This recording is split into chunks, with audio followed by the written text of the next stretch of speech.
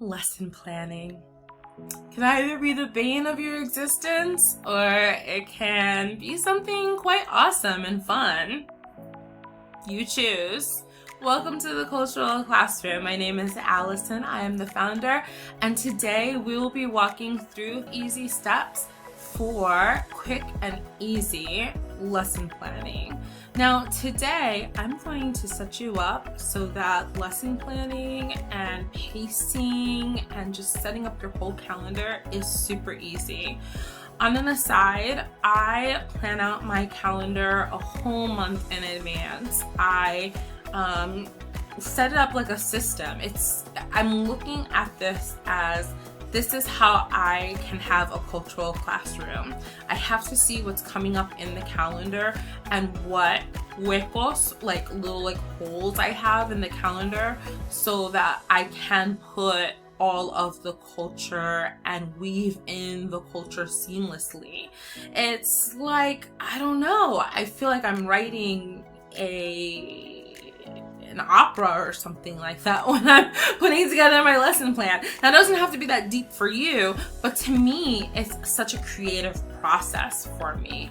And so I've now just I'm very, very quick with it when I do my lesson plans, and that's why I'm able to kind of lesson plan. Sometimes I'm able to lesson plan for a whole quarter and just kind of know what I'm going to do every single day. So what do you need? Well, you should have a timer. So I have this really cute Pomodoro timer. Hello, hello, hello. I have a link in my description box with my affiliate link. And it is really cool because it shows you time, like visually. How awesome is that? All right, so, and then in the back you can put a little sound for it to ring or not to ring, whatever you want. And it's nice and small. It sits under my Mac. It's just great. All right, so 1 is a timer. 2 is your planning, pacing guide, calendar. And if you go in the description box, you can download a free pacing guide that I put together for you. So if you don't have a pacing guide and you're like, what is she talking about? I have one for you. All right, it's basically kind of like a calendar, but for teachers. Okay, I use one, a little fancy one from Happy Planner. I used to use one from oh gosh, now the name is escaping me. So dramatic. I used to use one from like another brand, and I don't use that brand anymore, but I am a huge Happy Planner fan. Like I'm drowning in Happy Planner stuff, and this little Happy Planner. Let me see if I hold on. I'll be right back.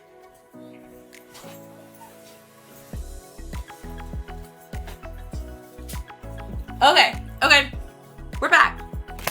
This is my little guy, my little ride or die. And this year I decided to go with a little tiny Happy Planner. I think I customized this one because I don't think it had these rings.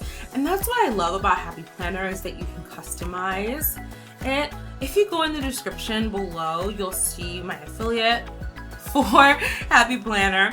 And you can get Happy Planner stuff for, you know, it's regular, it's normal price, and then I get a little kickback, which helps my channel. And so I'm sure you guys know how all of that works anyway.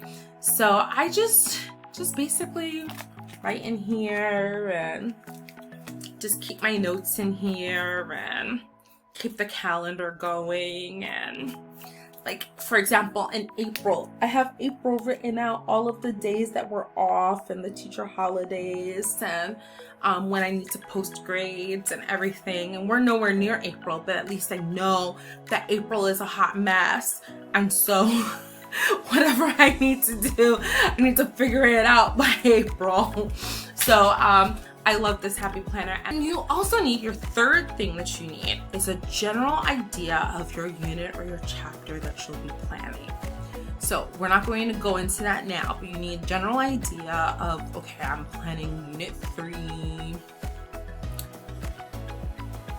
We'll be talking about food, and my summative assessment will be X, Y, and Z. Okay? Brainstorm. You need some time to brainstorm. I can do this very quickly. So I can set the timer for like 30 minutes to an hour, and I will use my backwards design method, and I will say to myself, what is it that I want the students to accomplish at the end? So I will determine, okay, if this is a unit about food, maybe I want them to be able to order food at the end of the lesson. So at the end of the lesson, the students will be able to order food in Spanish at a restaurant. How will they demonstrate that? They will demonstrate that by acting out food restaurant skits in the classroom. Okay, you don't have time for that. You don't have time to go through 130 students acting out skits in the class. Fine, then you modify it. Students will act out restaurant skits using Flip and record themselves outside of class. Make it their responsibility, and then you will watch their responses, or the students will watch it and grade each other, and you'll take an average of the grades, whatever the case may be. There are so many things that you can do. You can also make it that to add a cultural slant to it, you can make it that they are at a restaurant in Colombia, and it is an Afro-Latino restaurant in Colombia, and they are eating, you can research like a real one, and you can research a menu that they have to look up, all these different things. Like, you know, you just figure out what you want as the end product. Okay, fine. Determine how long you have for this unit or chapter. So I'm on a block schedule, so it usually takes me 2 to 4 weeks to get through a unit or a chapter. Also, do note that I teach Spanish 1B, so I spend the first semester reviewing, and then the second semester I spend going over all new material.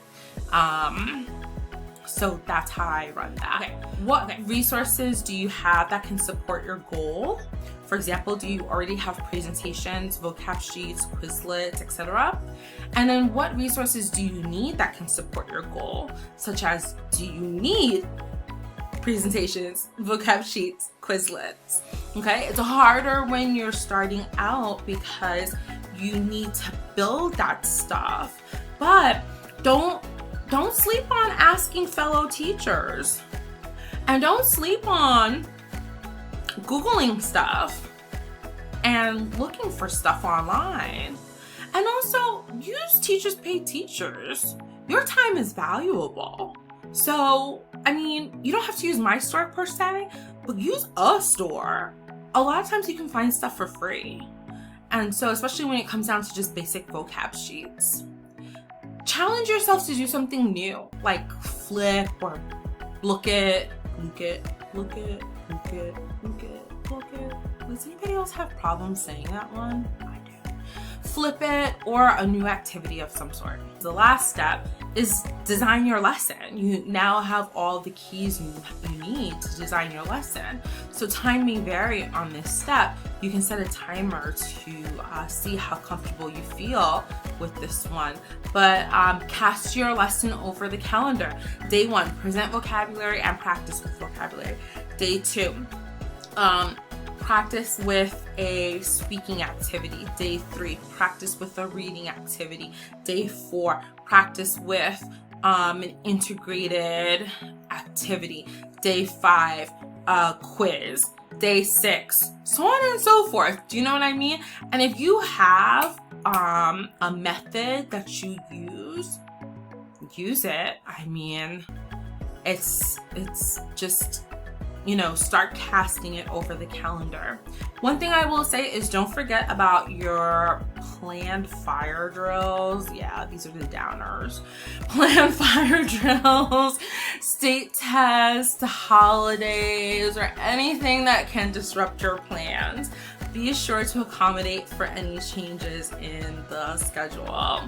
And once you have your calendar the way that you like it, start gathering and uploading your resources into your learning management platform, such as Google Classroom, Blackboard. And if you like, you can hide or avoid certain activities that students can earn a grade for.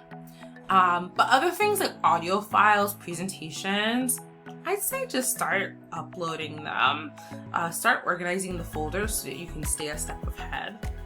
All right, well, I hope that video was helpful in helping with planning, and I just hope that that was a great hack in terms of planning and just kind of keeping you streamlined in terms of what you should focus on and what you shouldn't focus on.